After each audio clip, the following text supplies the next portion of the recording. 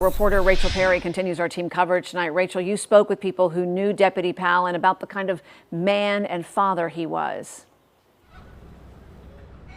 Yeah, we spent the day talking with people here in Belle Glade, some who knew Deputy Powell, others who didn't, still saying this tragedy impacts everyone. Now, we also spoke with one person who saw him just hours before his death.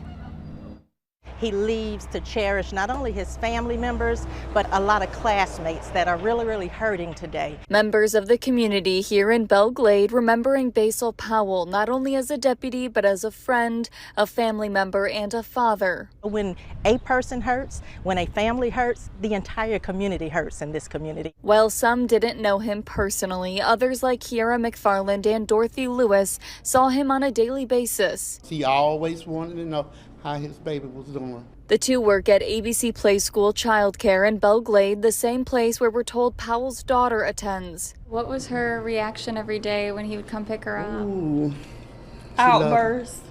She loved her daddy. Yes, very much. And you could tell that, they spent a lot of time together. She would come in and he said, Daddy. He said, hey, Daddy. He said, hey, Kimmy, how was your day?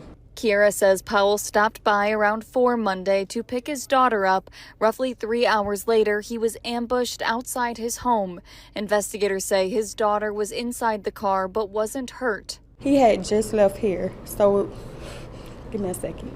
He had just left here, and it's like every time he comes in, he greets us, he asks us how her day has been. He just want to know what's going on with his little girl every single day. After learning the little girl was in the car when her dad was shot, both tell me they're ready to support her with whatever she needs. She had a good day yesterday. I didn't get a chance to tell him that. And then after I found out last night what happened, it hurt my heart to know that she was with him when that happened. We'll just follow her and take her hand and lead her, throughout the way.